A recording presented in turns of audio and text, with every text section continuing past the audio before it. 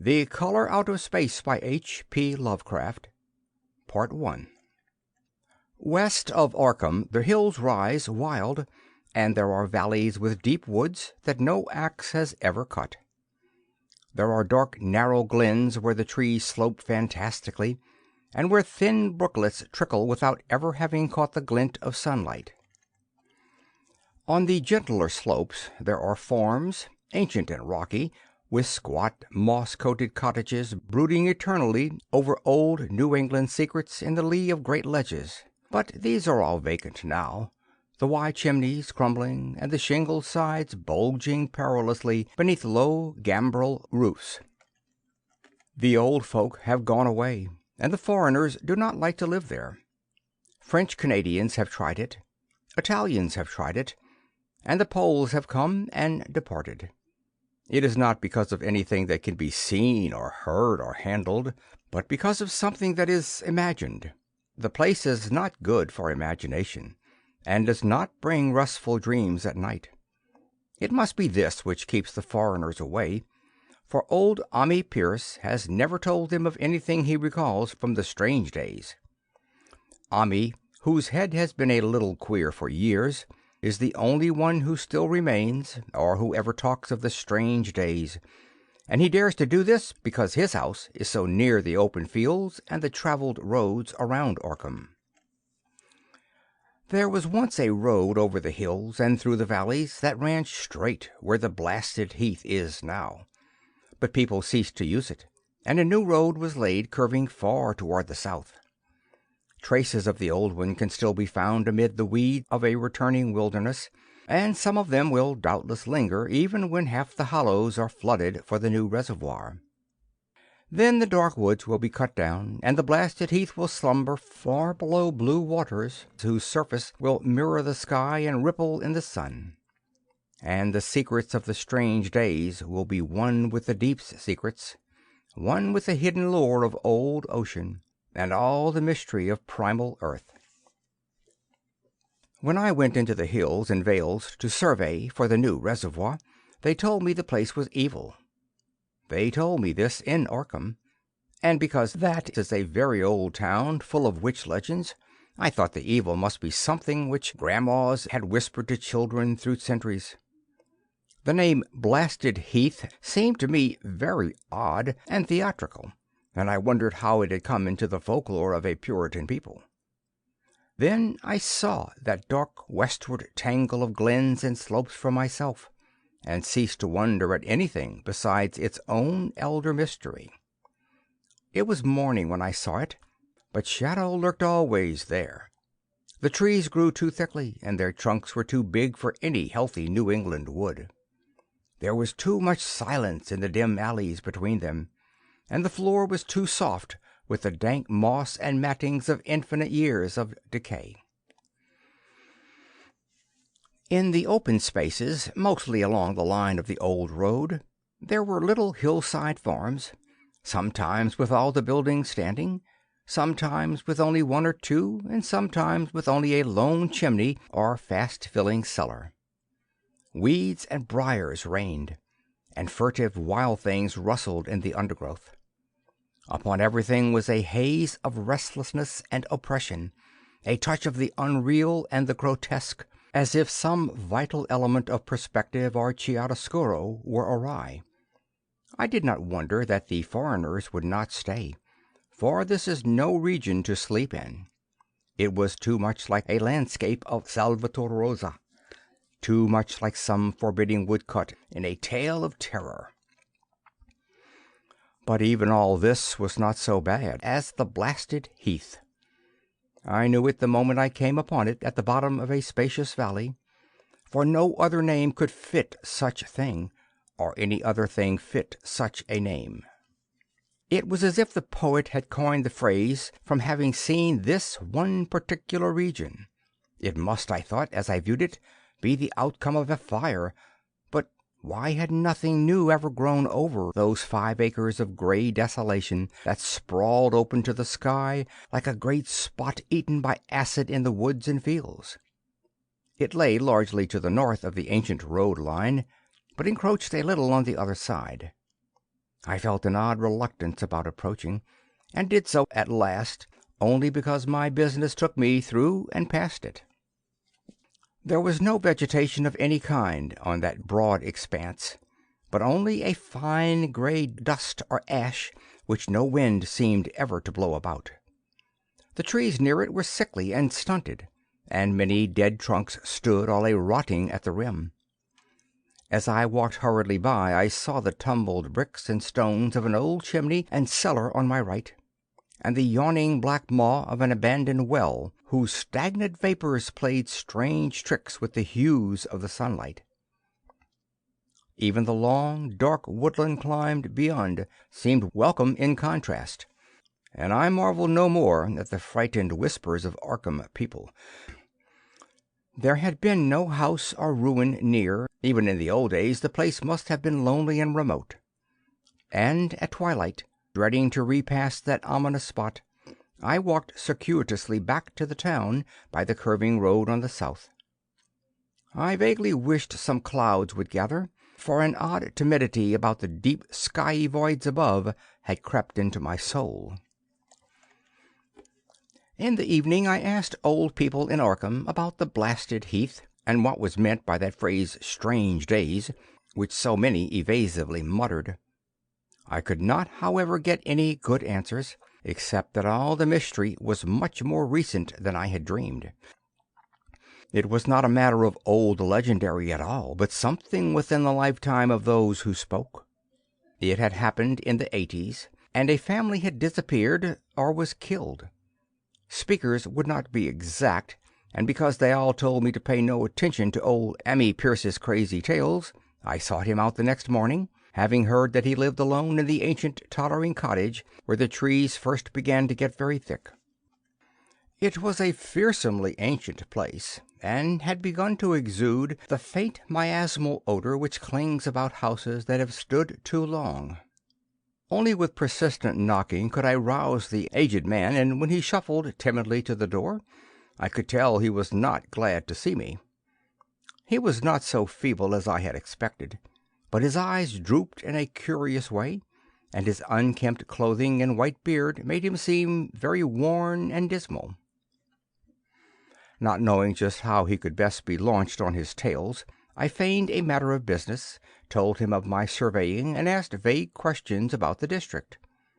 He was far brighter and more educated than I had been led to think, and before I knew it had grasped quite as much of the subject as any man I had talked with in Arkham. He was not like other rustics I had known in the regions where reservoirs were to be.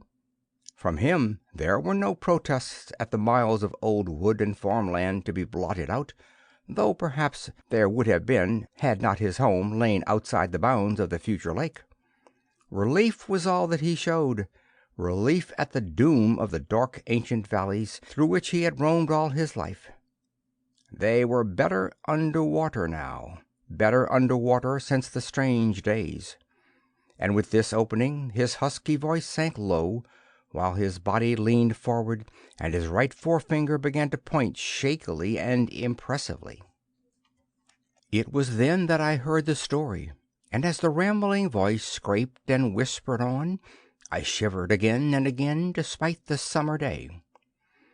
Often I had to recall the speaker from ramblings, piece out scientific points which he knew only by fading parrot memory of professors' talk, or bridge over gaps where his sense of logic and continuity broke down.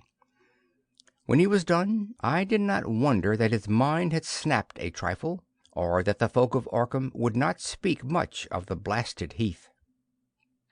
I hurried back before sunset to my hotel, unwilling to have the stars come out above me in the open, and the next day returned to Boston to give up my position.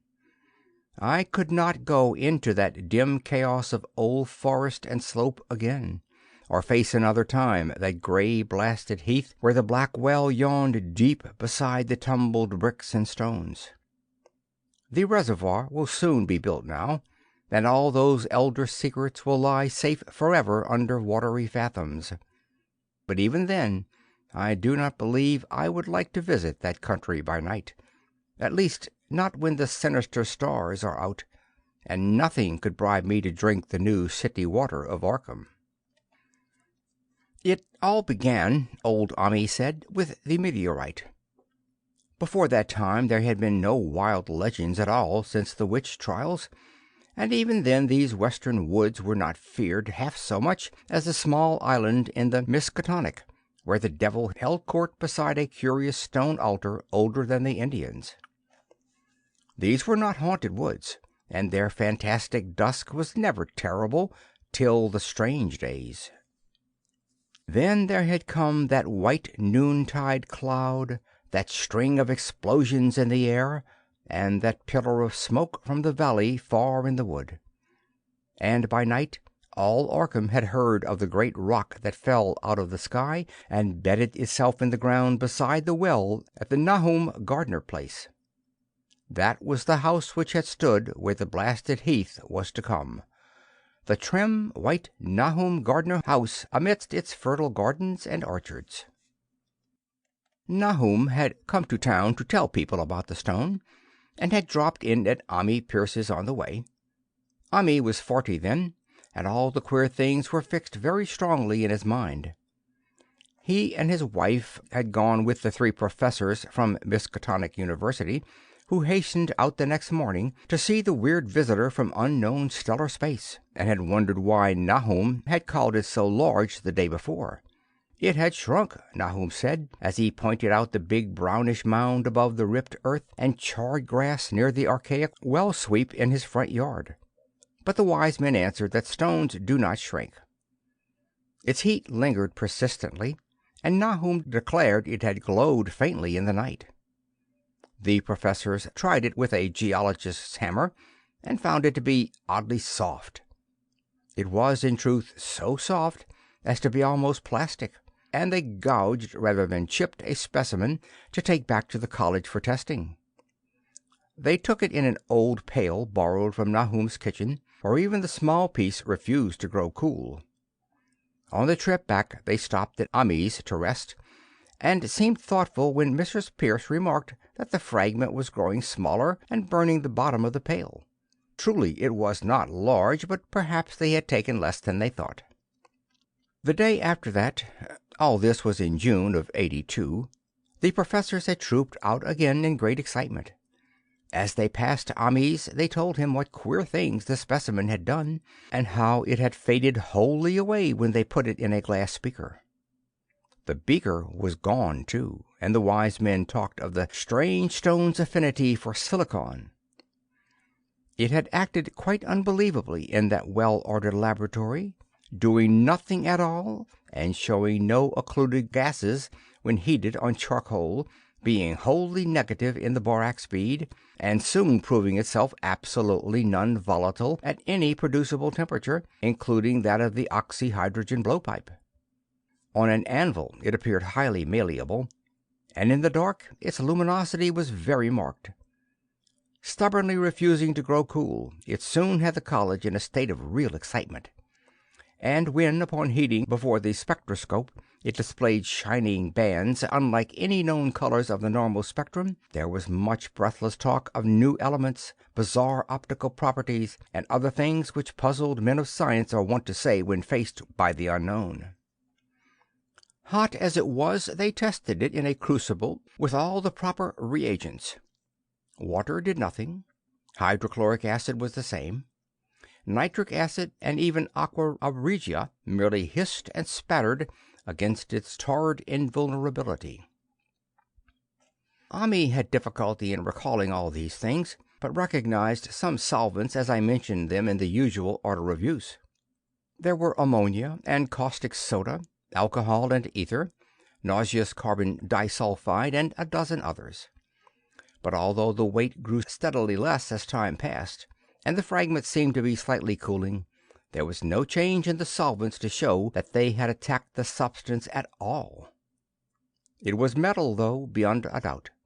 It was magnetic, for one thing, and after its immersion in the acid solvents there seemed to be faint traces of the Widmerstatten figures found on meteoric iron.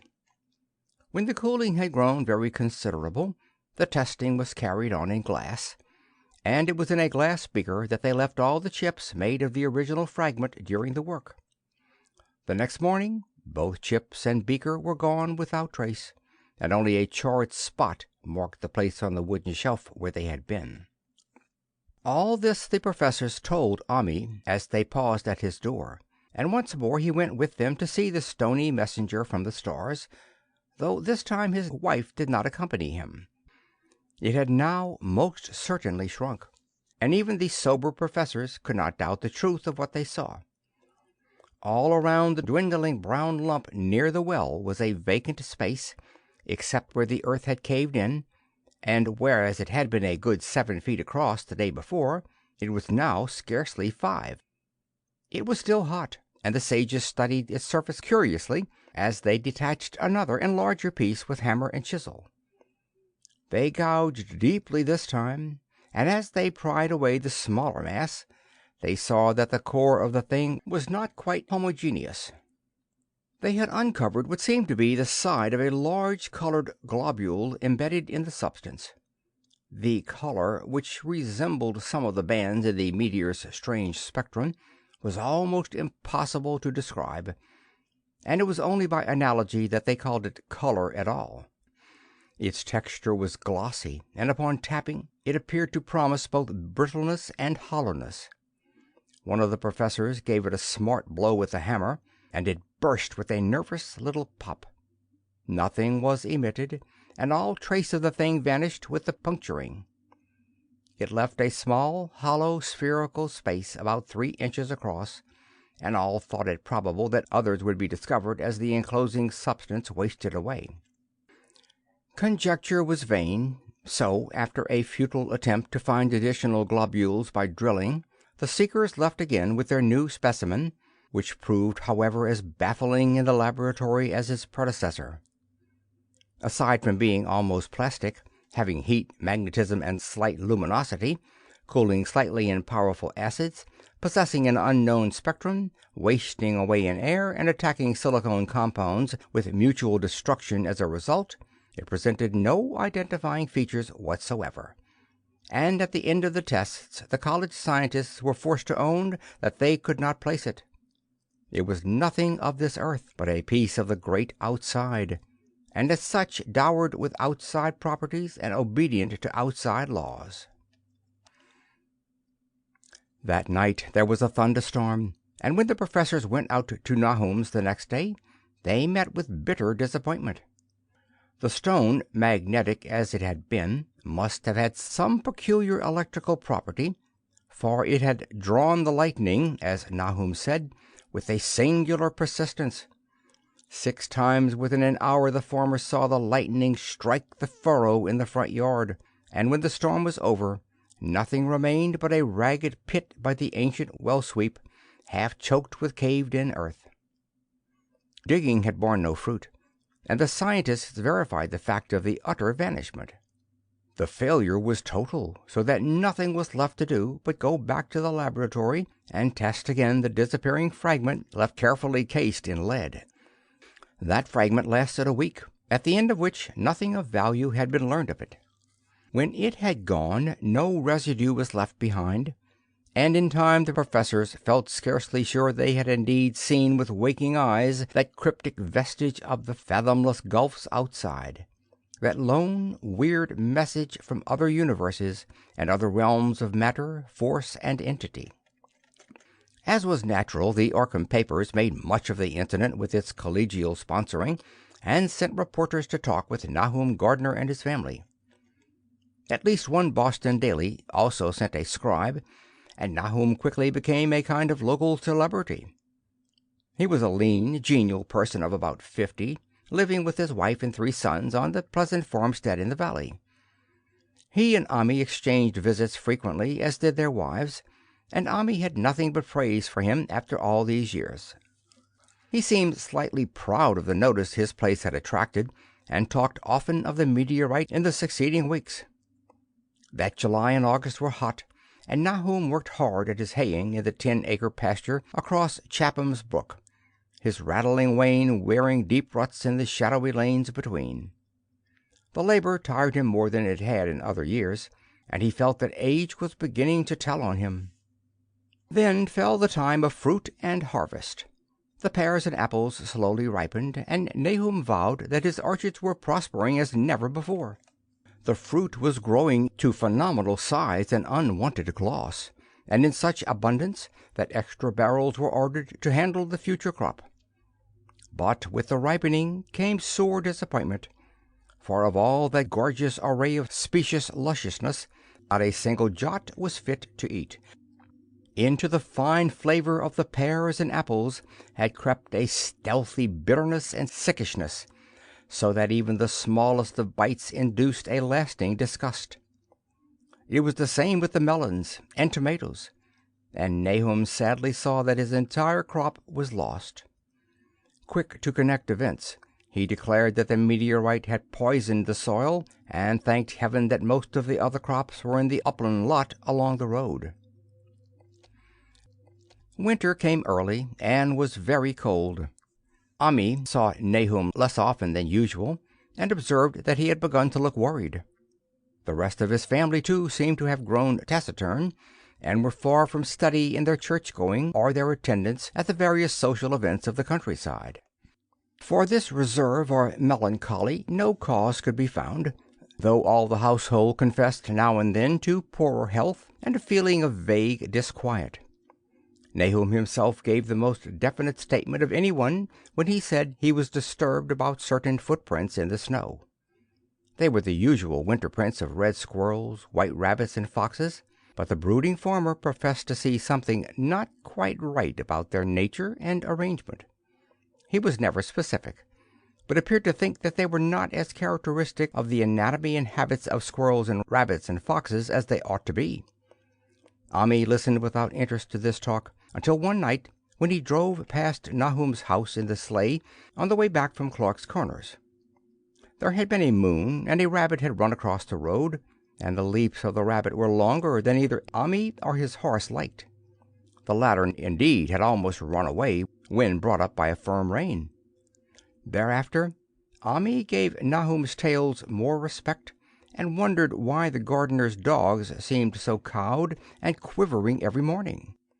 They had, it developed, nearly lost the spirit to bark. In February, the McGregor boys from Meadow Hill were out shooting woodchucks, and not far from the Gardner place bagged a very peculiar specimen. The proportions of its body seemed slightly altered in a queer way, impossible to describe, while its face had taken on an expression which no one ever saw in a woodchuck before. The boys were genuinely frightened, and threw the thing away at once, so that only their grotesque tales of it ever reached the people of the countryside. But the shying of horses near Nahum's house had now become an acknowledged thing, and all the basis for a cycle of whispered legend was fast taking form. People vowed that the snow melted faster around Nahum's than it did anywhere else, and early in March there was an awed discussion in Potter's General Store at Clark's Corners. Stephen Rice had driven past Gardner's in the morning, and had noticed the skunk cabbages coming up through the mud by the woods across the road. Never were things of such size seen before, and they held strange colors that could not be put into any words. Their shapes were monstrous, and the horse had snorted at an odor which struck Stephen as wholly unprecedented. That afternoon several persons drove past to see the abnormal growth, and all agreed that plants of that kind ought never to sprout in a healthy world. The bad fruit of the fall before was freely mentioned, and it went from mouth to mouth that there was poison in Nahum's ground. Of course it was the meteorite, and remembering how strange the men from the college had found that stone to be, several farmers spoke about the matter to them. One day they paid Nahum a visit, and having no love of wild tales and folklore, were very conservative in what they inferred.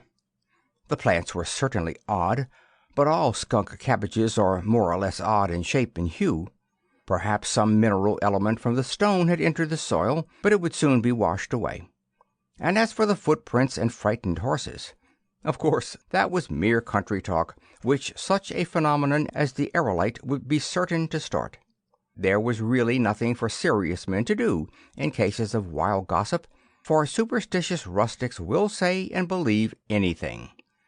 And so, all through the strange days, the professors stayed away in contempt.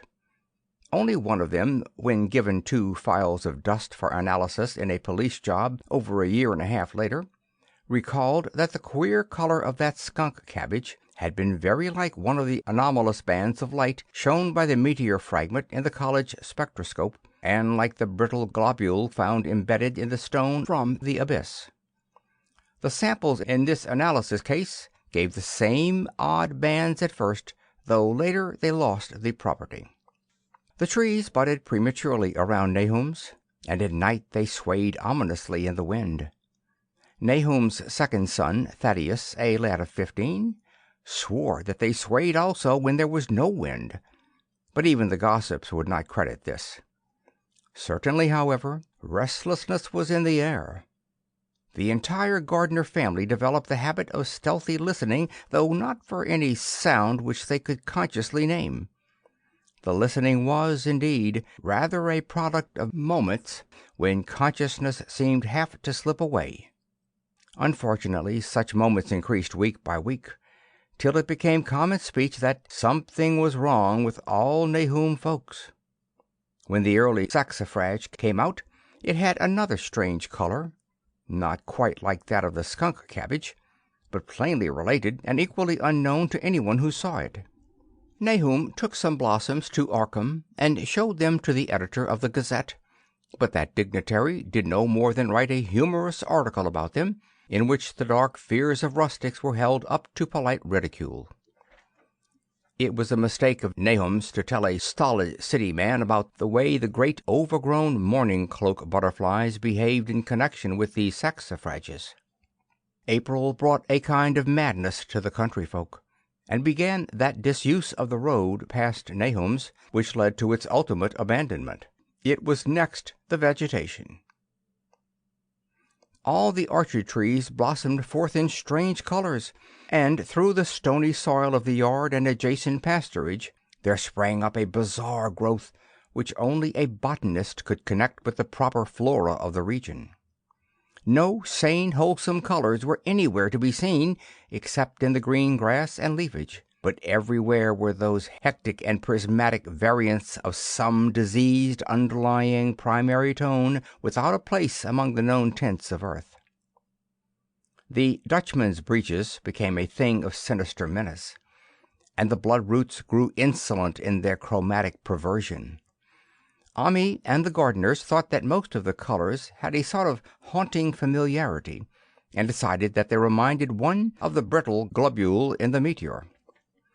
Nahum plowed and sowed the 10-acre pasture and the upland lot, but did nothing with the land around the house. He knew it would be of no use, and hoped that the summer's strange growths would draw all the poison from the soil. He was prepared for almost anything now, and had grown used to the sense of something near him waiting to be heard. The shunning of his house by neighbors told on him, of course, but it told on his wife more.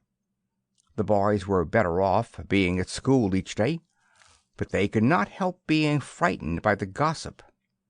Thaddeus, an especially sensitive youth, suffered the most. In May the insects came, and Nahum's place became a nightmare of buzzing and crawling.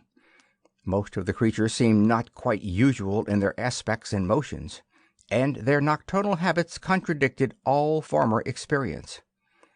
The gardeners took to watching at night, watching in all directions at random for something they could not tell what. It was then that they all owned that Thaddeus had been right about the trees. Mrs. Gardner was the next to see it from the window as she watched the swollen boughs of a maple against a moonlit sky. The boughs surely moved, and there was no wind. It must be the sap. Strangeness had come into everything growing now. Yet it was none of Nahum's family at all who made the next discovery. Familiarity had dulled them, and what they could not see was glimpsed by a timid windmill salesman from Bolton who drove by one night in ignorance of the country legends. What he told in Arkham was given a short paragraph in the Gazette, and it was there that all the farmers, Nahum included, saw it first. The night had been dark, and the buggy lamps faint. But around a farm in the valley, which everyone knew from the account must be Nahum's, the darkness had been less thick. A dim though distinct luminosity seemed to inhere in all the vegetation, grass, leaves, and blossoms alike, while at one moment a detached piece of the phosphorescence appeared to stir furtively in the yard near the barn. The grass had so far seemed untouched, and the cows were freely pastured in the lot near the house. But toward the end of May the milk began to be bad. Then Nahum had the cows driven to the uplands, after which this trouble ceased. Not long after this the change in grass and leaves became apparent to the eye. All the verdure was going gray, and was developing a highly singular quality of brittleness. Ami was now the only person who ever visited the place, and his visits were becoming fewer and fewer. When school closed, the gardeners were virtually cut off from the world, and sometimes let Ami do their errands in town. They were failing curiously, both physically and mentally, and no one was surprised when the news of Mrs. Gardner's madness stole around. It happened in June, about the anniversary of the meteor's fall, and the poor woman screamed about things in the air which she could not describe. In her ravings there was not a single specific noun, but only verbs and pronouns. Things moved and changed and fluttered, and ears tingled to impulses which were not wholly sounds. Something was taken away.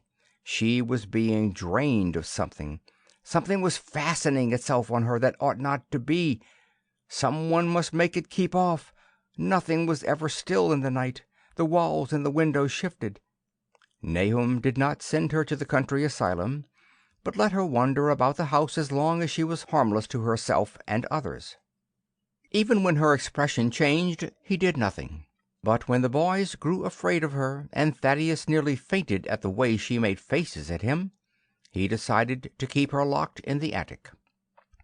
By July she had ceased to speak, and crawled on all fours, and before that month was over, Nahum got the mad notion that she was slightly luminous in the dark, as he now clearly saw was the case with the nearby vegetation. It was a little before this that the horses had stampeded. Something had aroused them in the night, and the neighing and kicking in their stalls had been terrible. There seemed virtually nothing to do to calm them, and when Nahum opened the stable door, they all bolted out like frightened woodland deer. It took a week to track all four, and when found they were seen to be quite useless and unmanageable. Something had snapped in their brains, and each one had to be shot for its own good. Nahum borrowed a horse from Ami for his haying, but found it would not approach the barn. It shied, balked, and whinnied, and in the end he could do nothing but drive it into the yard while the men used their own strength to get the heavy wagon near enough the hayloft for convenient pitching. And all the while the vegetation was turning gray and brittle. Even the flowers whose hues had been so strange were graying now, and the fruit was coming out gray and dwarfed and tasteless. The asters and goldenrod bloomed gray and distorted, and the roses and zinnias and hollyhocks in the front yard were such blasphemous-looking things that Nahum's oldest boy, Zenos, cut them down. The strangely puffed insects died about that time, even the bees that had left their hives and taken to the woods. By September all the vegetation was fast crumbling to a grayish powder, and Nahum feared that the trees would die before the poison was out of the soil. His wife now had spells of terrific screaming, and he and the boys were in a constant state of nervous tension. They shunned people now, and when school opened the boys did not go. But it was Ami, on one of his rare visits, who first realized that the well water was no longer good. It had an evil taste that was not exactly fetid nor exactly salty, and Ami advised his friend to dig another well on higher ground to use till the soil was good again. Nahum, however, ignored the warning, for he had by that time become calloused to strange and unpleasant things. He and the boys continued to use the tainted supply, drinking it as listlessly and mechanically as they ate the meager and ill-cooked meals, and did their thankless and monotonous chores through the aimless days.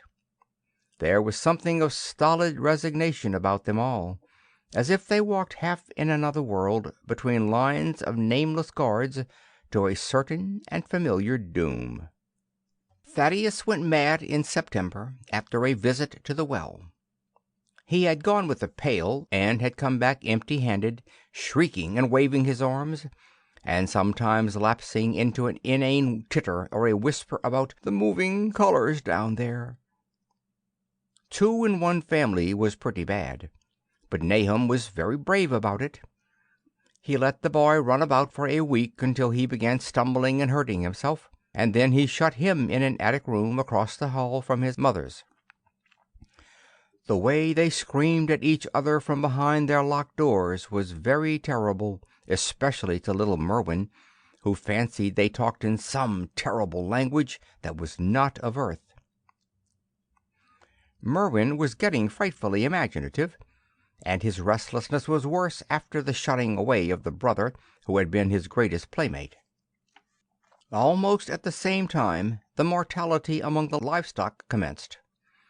Poultry turned grayish and died very quickly, their meat being found dry and noisome upon cutting. Hogs grew inordinately fat, then suddenly began to undergo loathsome changes which no one could explain. Their meat was of course useless, and Nahum was at his wits' end. No rural veterinary would approach his place, and the city veterinary from Arkham was openly baffled. The swine began growing gray and brittle and falling to pieces before they died, and their eyes and muzzles developed singular alterations. It was very inexplicable, for they had never been fed from the tainted vegetation. Then something struck the cows. Certain areas, or sometimes the whole body, would be uncannily shriveled or compressed, and atrocious collapses or disintegrations were common. In the last stages, and death was always the result, there would be a graying and turning brittle like that which beset the hogs. There could be no question of poison, for all the cases occurred in a locked and undisturbed barn. No bites of prowling things could have brought the virus, for what live beast of earth can pass through solid obstacles? It must be only natural disease, yet what disease could wreak such results was beyond any mind's guessing. When the harvest came, there was not an animal surviving on the place, for the stock and poultry were dead, and the dogs had run away. These dogs, 3 in number, had all vanished one night, and were never heard of again. The 5 cats had left some time before, but their going was scarcely noticed, since there now seemed to be no mice, and only Mrs. Gardner had made pets of the graceful felines. On the 19th of October, Nahum staggered into Ammi's house with hideous news. The death had come to poor Thaddeus in his attic room, and it had come in a way which could not be told. Nahum had dug a grave in the railed family plot behind the farm, and had put therein what he found. There could have been nothing from outside, for the small barred window and locked door were intact, but it was much as it had been in the barn. Ammi and his wife consoled the stricken man as best they could, but shuddered as they did so. Stark terror seemed to cling round the Gardners and all they touched, and the very presence of one in the house was a breath from regions unnamed and unnameable. Ammi accompanied Nahum home with the greatest reluctance, and did what he might to calm the hysterical sobbing of little Merwin. Zenas needed no calming. He had come of late to do nothing but stare into space and obey what his father told him, and Ammi thought that his fate was very merciful. Now and then Merwin's screams were answered faintly from the attic, and in response to an inquiring look Nahum said that his wife was getting very feeble. When night approached, Ammi managed to get away, for not even friendship could make him stay in that spot when the faint glow of the vegetation began, and the trees may or may not have swayed without wind. It was really lucky for Ami that he was not more imaginative. Even as things were, his mind was bent ever so slightly. But had he been able to connect and reflect upon all the portents around him, he must inevitably have turned a total maniac. In the twilight he hastened home, the screams of the mad woman and the nervous child ringing horrible in his ears. 3 days later, Nahum burst into Ami's kitchen in the early morning, and in the absence of his host, stammered out a desperate tale once more, while Mrs. Pierce listened in a clutching fright. It was little Merwin this time. He was gone. He had gone out late at night with a lantern and pail for water, and had never come back. He'd been going to pieces for days, and hardly knew what he was about. Screamed at everything. There had been a frantic shriek from the yard then, but before the father could get to the door, the boy was gone. There was no glow from the lantern he had taken, and of the child himself no trace. At the time, Nahum thought the lantern and pail were gone too, but when dawn came, and the man had plodded back from his all-night search of the woods and fields, he had found some very curious things near the well.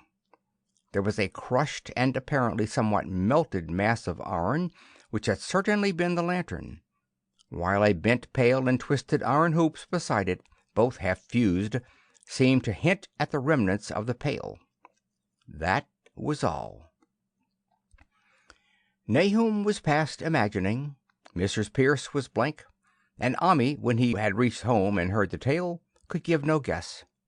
Merwin was gone, and there would be no use in telling the people around, who shunned all gardeners now. No use either in telling the city people at Arkham, who laughed at everything. Thad was gone, and now Merwin was gone. Something was creeping and waiting to be seen and heard. Nahum would go soon, and he wanted Ami to look after his wife and Zenas if they survived him. It must all be a judgment of some sort, though he could not fancy what for, since he had always walked uprightly in the Lord's ways so far as he knew. For over 2 weeks Ami saw nothing of Nahum, and then, worried about what might have happened, he overcame his fears and paid the Gardner place a visit. There was no smoke from the great chimney, and for a moment the visitor was apprehensive of the worst. The aspect of the whole farm was shocking. Grayish, withered grass and leaves on the ground, vines falling in brittle wreckage from archaic walls and gables, and great bare trees clawing up at the gray November sky with studied malevolence which Omni could not but feel had come from some subtle change in the tilt of the branches. But Nahum was alive, after all. He was weak and lying in a couch in the low-ceiled kitchen, but perfectly conscious and able to give simple orders to Zenas. The room was deadly cold, and as Ami visibly shivered, the host shouted huskily to Zenas for more wood. Wood, indeed, was sorely needed, since the cavernous fireplace was unlit and empty, with a cloud of soot blowing about in the chill wind that came down the chimney. Presently Nahum asked him if the extra wood had made him any more comfortable, and then Ami saw what had happened. The stoutest cord had broken at last, and the hapless farmer's mind was proof against more sorrow. Questioning tactfully, Ami could get no clear data at all about the missing Zenas. "In the well. He lives in the well," was all that the clouded father would say. Then there flashed across the visitor's mind a sudden thought of the mad wife, and he changed his line of inquiry. "Nabby, why, here she is," was the surprised response of poor Nahum, and Ami soon saw that he must search for himself. Leaving the harmless babbler on the couch, he took the keys from their nail beside the door and climbed the creaking stairs to the attic. It was very close and noisome up there, and no sound could be heard from any direction. Of the 4 doors in sight, only one was locked, and on this he tried various keys on the ring he had taken. The 3rd key proved the right one, and after some fumbling, Ami threw open the low white door. It was quite dark inside, for the window was small and half obscured by the crude wooden bars, and Ami could see nothing at all on the wide planked floor. The stench was beyond enduring, and before proceeding further he had to retreat to another room and return with his lungs filled with breathable air. When he did enter, he saw something dark in the corner, and upon seeing it more clearly, he screamed outright.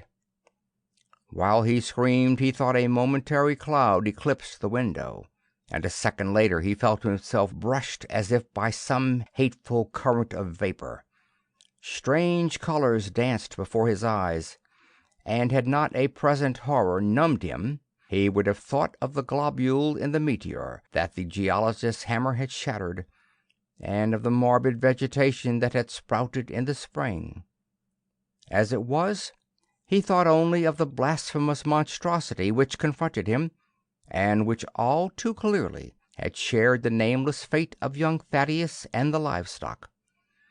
But the terrible thing about the horror was that it very slowly and perceptibly moved as it continued to crumble. End of Part 1. Part 2. Ami would give me no added particulars of this scene, but the shape in the corners does not reappear in his tale as a moving object.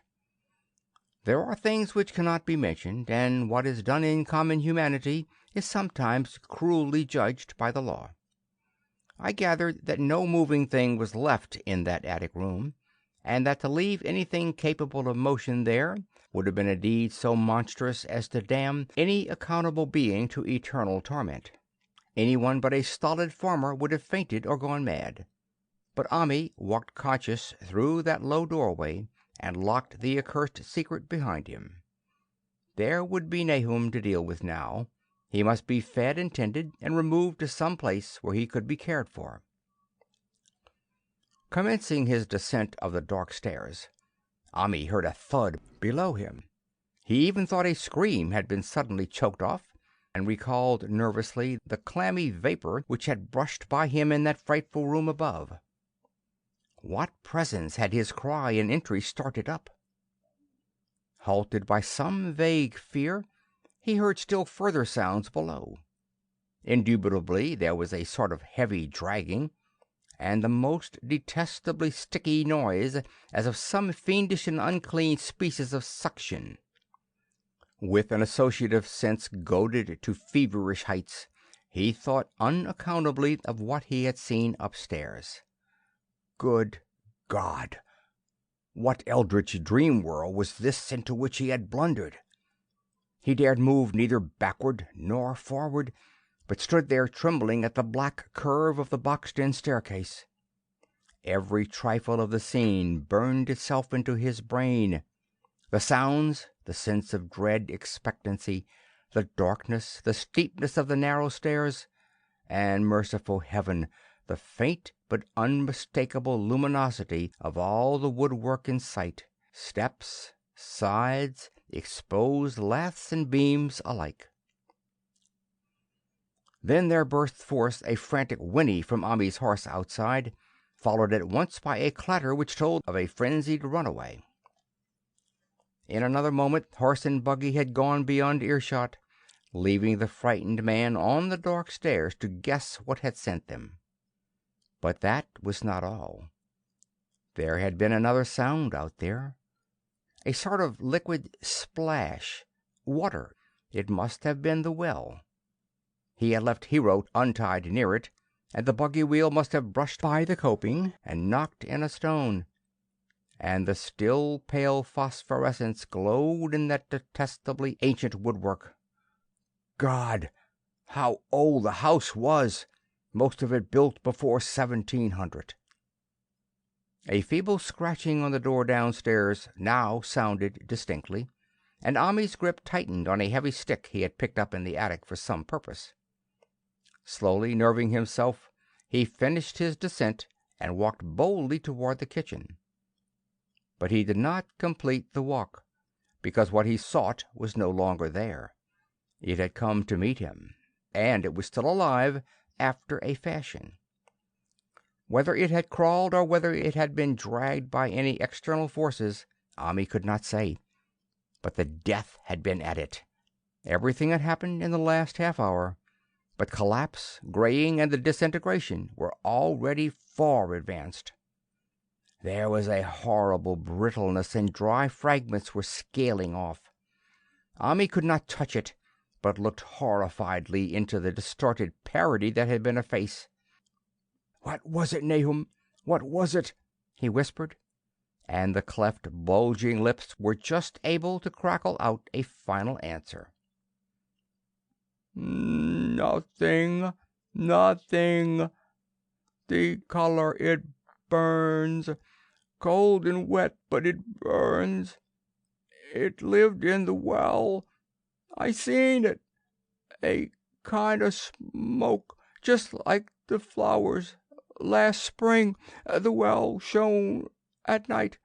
Thad and Merwin and Zenas, everything alive. Sucking the life out of everything. In that stone. It must have come in that stone. Poison the whole place. Don't know what it wants. That round thing them men from the college dug out in the stone. They smashed it. It was that same color, just the same, like the flowers and plants. Must have been more of 'em. Seeds. Seeds. They growed. I seen it the first time this week. I must have got strong on Zenas. He was a big boy, full of life. It beats down your mind and then gets you, burns you up in the well water. You was right about that. Evil water. Zenas never come back from the well. Can't get away. Draws you. You know something's coming, but 'tain't no use. I seen it time and again. Zenas was took. Where's Nabby, Ami? My head's no good. Don't know how long since I fed her. It'll get her if we ain't keerful. Just a color.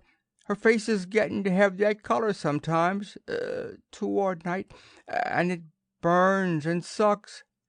It come from some place where things ain't as they is here. One of them professors said so. He was right. Look out, Ami. It'll do something more. Sucks the life out." But that was all. That which spoke could speak no more because it had completely caved in. Ami laid a red checked tablecloth over what was left and reeled out the back door into the fields.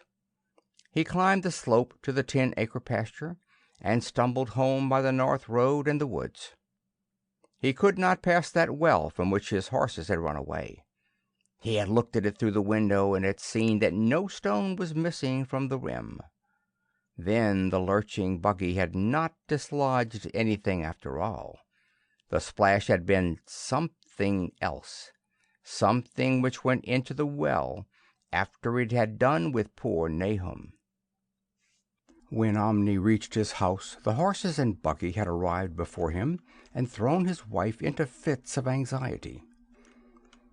Reassuring her without explanations, he set out at once for Arkham and notified the authorities that the Gardner family was no more. He indulged in no details, but merely told of the deaths of Nahum and Nabby, that of Thaddeus being already known, and mentioned that the cause seemed to be the same strange ailment which had killed the livestock.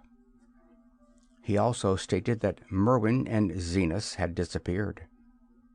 There was considerable questioning at the police station, and in the end Ami was compelled to take 3 officers to the Gardner farm, together with the coroner, the medical examiner, and the veterinary who had treated the deceased animals. He went much against his will, for the afternoon was advancing, and he feared the fall of night over that accursed place, but it was some comfort to have so many people with him. The 6 men drove out in a Democrat wagon, following Ami's buggy, and arrived at the pest-ridden farmhouse about 4 o'clock. Used as the officers were to gruesome experiences, not one remained unmoved at what was found in the attic and under the red checked tablecloth on the floor below. The whole aspect of the form, with its gray desolation, was terrible enough. But those two crumbling objects were beyond all bounds. No one could long look at them, and even the medical examiner admitted that there was very little to examine. Specimens could be analyzed, of course, so he busied himself in obtaining them, and here it develops that a very puzzling aftermath occurred at the college laboratory, where the 2 phials of dust were finally taken. Under the spectroscope, both samples gave off an unknown spectrum, in which many of the baffling bands were precisely like those which the strange meteor had yielded in the previous year. The property of emitting this spectrum vanished in a month, and the dust thereafter consisted mainly of alkaline phosphates and carbonates. Ami would not have told the men about the well if he had thought they meant to do anything then and there. It was getting towards sunset, and he was anxious to be away. But he could not help glancing nervously at the stony curb by the great sweep, and when a detective questioned him, he admitted that Nahum had feared something down there, so much so that he had never even thought of searching it for Merwin or Zenas. After that, nothing would do but that they empty and explore the well immediately. So Ami had to wait trembling while pail after pail of rank water was hauled up and splashed on the soaking ground outside. The men sniffed in disgust at the fluid, and toward the last held their noses against a fetor they were uncovering. It was not so long a job as they had feared it would be, since the water was phenomenally low. There is no need to speak too exactly of what they found. Merwin and Zenas were both there, in part, though the vestiges were mainly skeletal. There were also a small deer and a large dog in about the same state, and a number of bones of smaller animals. The ooze and slime at the bottom seemed inexplicably porous and bubbling, and a man who descended on handholds with a long pole found that he could sink the wooden shaft to any depth in the mud of the floor without meeting any solid obstruction. Twilight had now fallen, and lanterns were brought from the house. Then, when it was seen that nothing further could be gained from the well, everyone went indoors and conferred in the ancient sitting-room, where the intermittent light of a spectral half-moon played wanly on the gray desolation outside. The men were frankly nonplussed by the entire case, and could find no convincing common element to link the strange vegetable conditions, the unknown disease of livestock and humans, and the unaccountable death of Merwin and Zenas in the tainted well. They had heard the common country talk, it is true, but could not believe that anything contrary to natural law had occurred. No doubt the meteor had poisoned the soil, but the illness of person and animals who had eaten nothing grown in that soil was another matter. Was it the well water? Very possibly. It might be a good idea to analyze it, but what peculiar madness could have made both boys jump into the well? Their deeds were so similar, and the fragments showed that they had both suffered from the gray, brittle death. Why was everything so gray and brittle? It was the coroner, seated near a window overlooking the yard, who first noticed the glow about the well. Night had fully set in, and all the abhorrent grounds seemed faintly luminous with more than the fitful moonbeams. But this new glow was something definite and distinct, and appeared to shoot up from the black pit like a softened ray from a searchlight, giving dull reflections in the little ground pools where the water had been emptied. It was a very queer color, and as all the men clustered around the window, Ami gave a violent start, for this strange beam of ghastly miasma was to him of no unfamiliar hue. He had seen that color before, and feared to think what it might mean. He had seen it in the nasty brittle globule in that aerolite 2 summers ago, and had seen it in the crazy vegetation of the springtime, and had thought he had seen it for an instant that very morning against the small barred window of that terrible attic room where nameless things had happened. It had flashed there a second, and a clammy and hateful current of vapor had brushed past him, and then poor Nahum had been taken by something of that color. He had said so at the last, said it was like the globule and the plants. After that had come the runaway in the yard and the splash in the well, and now that well was belching forth to the night a pale, insidious beam of the same demoniac tint. It does credit to the alertness of Ammi's mind that he puzzled even at that tense moment over a point which was essentially scientific. He could not but wonder at his gleaning of the same impression from a vapor glimpsed in the daytime against a window opening in the morning sky, and from a nocturnal exhalation seen as a phosphorescent mist against the black and blasted landscape. It wasn't right. It was against nature. And he thought of those terrible last words of his stricken friend. "It came from some place where things ain't as they is here. One of them professors said so." All three horses outside, tied to a pair of shriveled saplings by the road, were now neighing and pawing frantically. The wagon driver started for the door to do something, but Ammi laid a shaky hand on his shoulder. "Don't go out there," he whispered. "There's more to this nor what we know. Nahum said something lived in the well that sucks your life out. He said it must be something that growed from a round ball like one we all seen in the meteor stone that fell a year ago June. Sucks and burns, he said, and is just a cloud of color like that light out thar now, that ye can hardly see and can't tell what it is. Nahum thought it feeds on everything living and gets stronger all the time. He said he seen it this last week. It must be something from far off in the sky, like the men from the college last year says the meteor stone was. The way it's made and the way it works ain't like no way of God's world. It's come at from beyond." So the men paused indecisively as the light from the well grew stronger, and the hitched horses pawed and whinnied in increasing frenzy. It was truly an awful moment, with terror in that ancient and accursed house itself. 4 monstrous sets of fragments, 2 from the house and 2 from the well, in the woodshed behind, and that shaft of unknown and unholy iridescence from the slimy depths in front. Ammi had restrained the driver on impulse, forgetting how uninjured he himself was after the clammy brushing of that colored vapor in the attic room. But perhaps it is just as well that he acted as he did. No one will ever know what was abroad that night, and though the blasphemy from beyond had not so far hurt any human of unweakened mind, there is no telling what it might not have done at that last moment, and with its seemingly increased strength, and the special signs of purpose it was soon to display beneath the half-clouded, moonlit sky.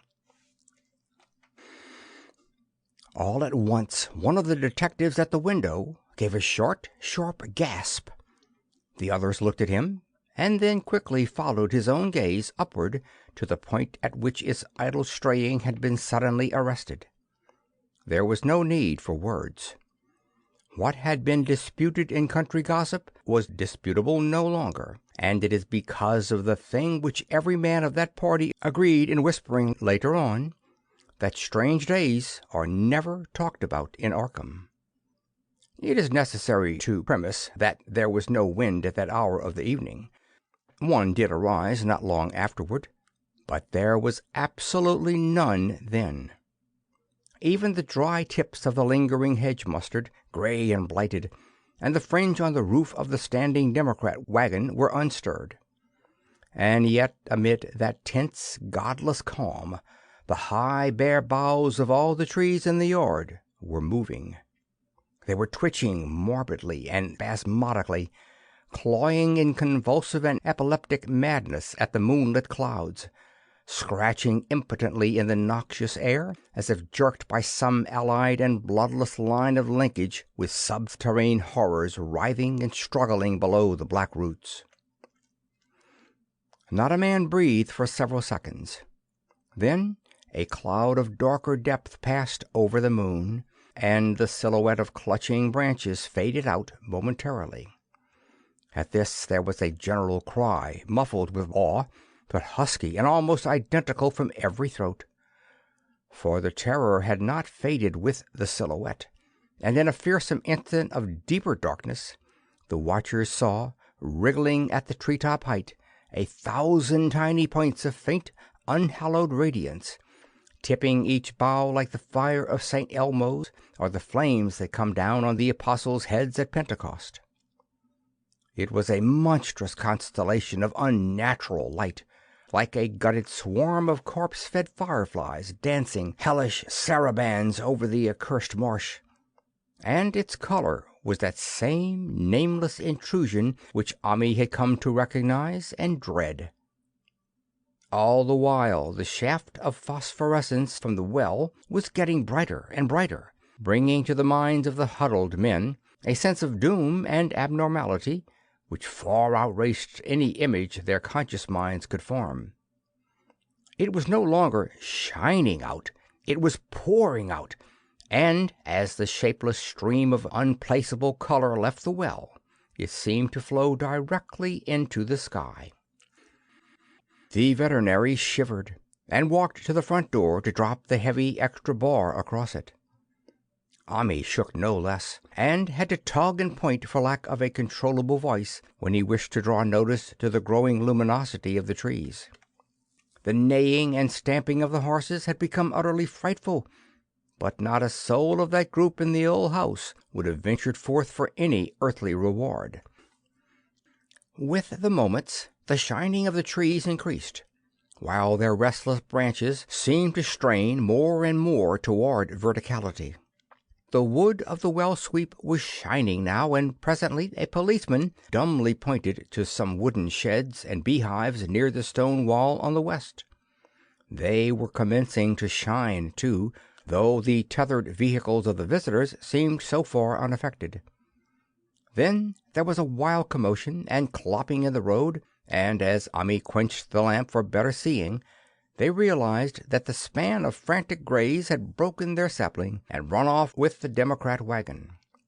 The shock served to loosen several tongues, and embarrassed whispers were exchanged.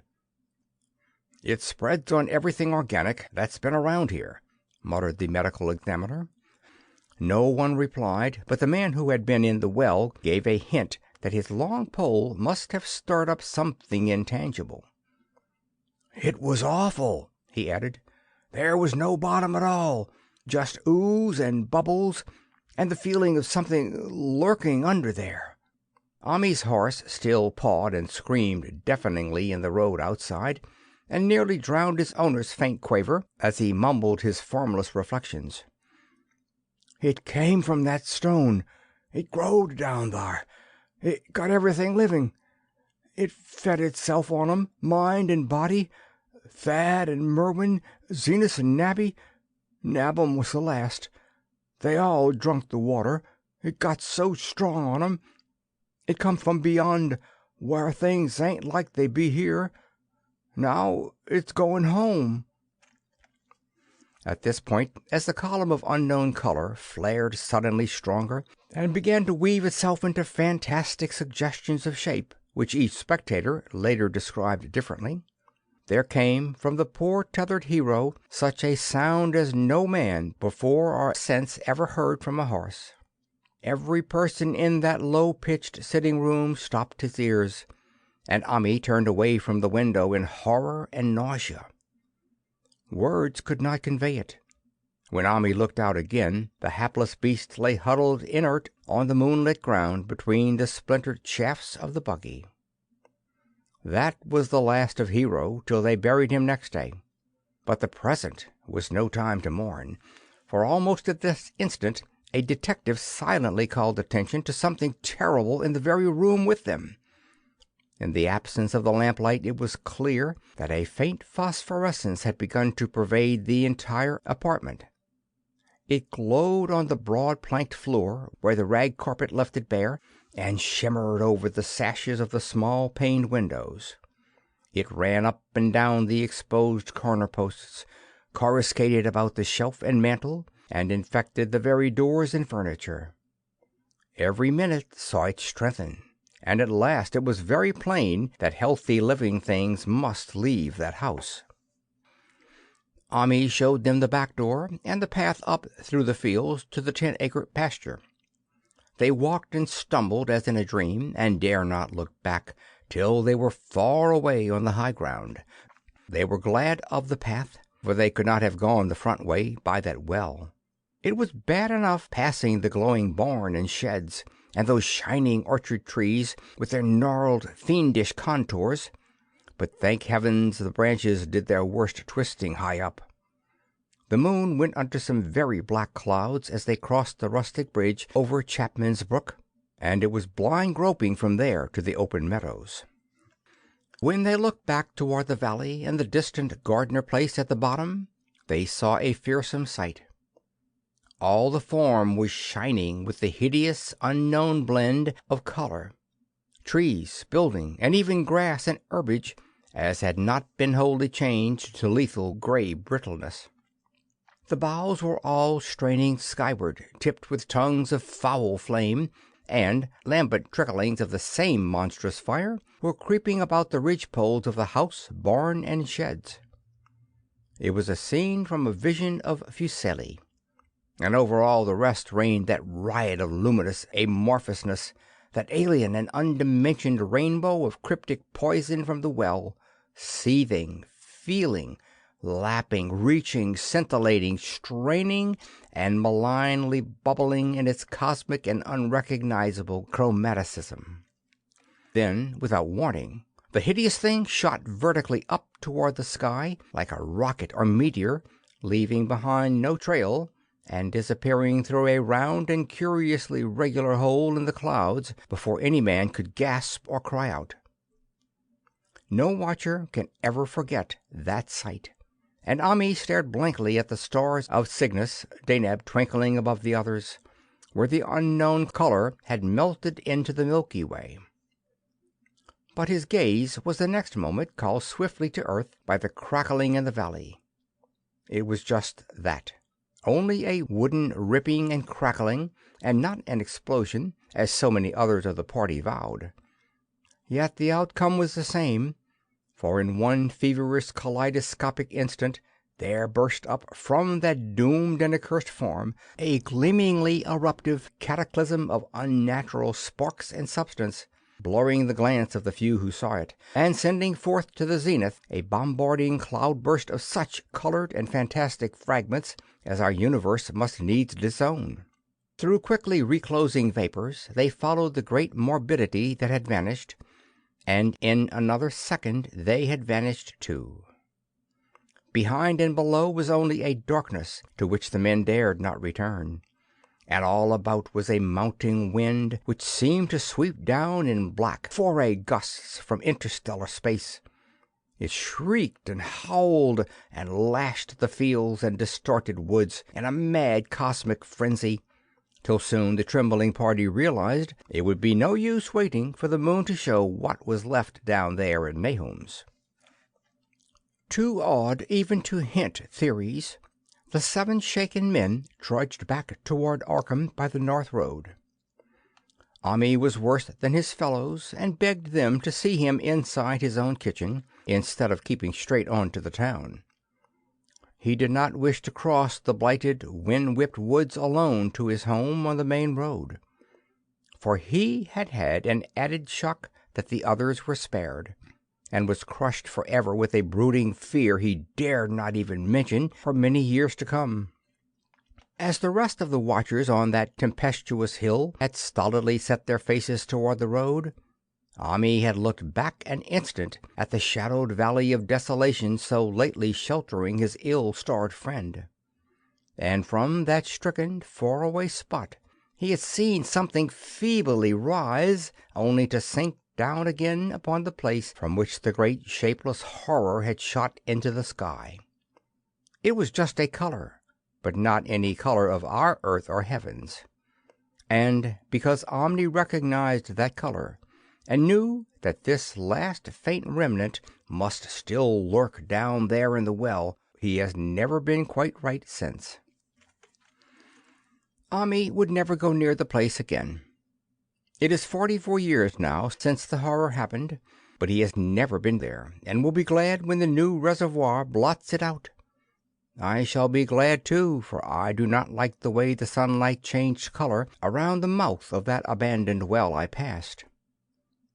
I hope the water will always be very deep, but even so, I shall never drink it. I do not think I shall visit the Arkham country hereafter. 3 of the men who had been with Ami returned the next morning to see the ruins by daylight. But there were not any real ruins. Only the bricks of the chimney, the stones of the cellar, some mineral and metallic litter here and there, and the rim of that nefandous well. Save for Omni's dead horse, which they towed away and buried, and the buggy which they shortly returned to him, everything that had ever been living had gone. 5 eldritch acres of dusty, gray desert remained, nor has anything ever grown there since. To this day it sprawls open to the sky like a great spot eaten by acid in the woods and fields, and the few who have ever dared glimpse it in spite of the rural tales have named it the Blasted Heath. The rural tales are queer. They might be even queerer if city men and college chemists could be interested enough to analyze the water from that disused well, or the gray dust that no wind seems ever to disperse. Botanists, too, ought to study the stunted flora on the borders of that spot, for they might shed light on the country notion that the blight is spreading, little by little, perhaps an inch a year. People say the color of the neighboring herbage is not quite right in the spring, and that wild things leave queer prints in the light winter snow. Snow never seems quite so heavy on the Blasted Heath as it is elsewhere. Horses, the few that are left in this motor age, grow skittish in the silent valley, and hunters cannot depend on their dogs too near the splotch of grayish dust. They say the mental influences are very bad, too. Numbers went queer in the years after Nahum's taking, and always they lacked the power to get away. Then the stronger-minded folks all left the region, and only the foreigners tried to live in the crumbling old homesteads. They could not stay, though, and one sometimes wonders what insight beyond ours their wild, weird stories of whispered magic have given them. Their dreams at night, they protest, are very horrible in that grotesque country, and surely the very look of the dark realm is enough to stir a morbid fancy. No traveler has ever escaped a sense of strangeness in those deep ravines, and artists shiver as they paint thick woods whose mystery is as much of the spirits as of the eye. I myself am curious about the sensation I derived from my one lone walk before Ami told me his tale. When twilight came, I had vaguely wished some clouds would gather, for odd timidity about the deep skyey voids above had crept into my soul. Do not ask me for my opinion. I do not know, that is all. There was no one but Ami to question, for Arkham people will not talk about the strange days, and all 3 professors who saw the aerolite and its colored globule are dead. There were other globules, depend upon that. One must have fed itself and escaped, and probably there was another which was too late. No doubt it is still down the well. I know there was something wrong with the sunlight I saw above that miasmal brink. The rustics say the blight creeps an inch a year, so perhaps there is a kind of growth or nourishment even now. But whatever demon hatchling is there, it must be tethered to something, or else it would quickly spread. Is it fastened to the roots of those trees that claw the air? One of the current Arkham tales is about fat oaks that shine and move as they ought not to at night. What it is, only God knows. In terms of matter, I suppose, the thing Ami described would be called a gas, but this gas obeyed laws that were not of our cosmos. This was no fruit of such worlds and suns as shine on the telescopes and photographic plates of our observatories. There was no breath from the skies whose motions and dimensions our astronomers measure or deem too vast to measure. It was just a color out of space, a frightful messenger from unformed realms of infinity beyond all nature as we know it, from realms whose mere existence stuns the brain and numbs us with the black extracosmic gulfs it throws open before our frenzied eyes. I doubt very much if Ami consciously lied to me, and I do not think his tale was all a freak of madness, as the townfolk had forewarned. Something terrible came to the hills and valleys on that meteor, and something terrible, though I know not in what proportion, still remains. I shall be glad to see the water come. Meanwhile, I hope nothing will happen to Ami. He saw so much of the thing, and its influences were so insidious. Why has he never been able to move away? How clearly he recalled those dying words of Nahum's. "Can't get away. Draws ya. You know some's that comin', but 'tain't no use." Ami is such a good old man. When the Reservoir gang get to work, I must write the chief engineer to keep a sharp watch on him. I would hate to think of him as the gray, twisted, brittle monstrosity which persists more and more in troubling my sleep. End of Part 2. End of The Color Out of Space by H.P. Lovecraft. This story read by Phil Chenevert. June 2022.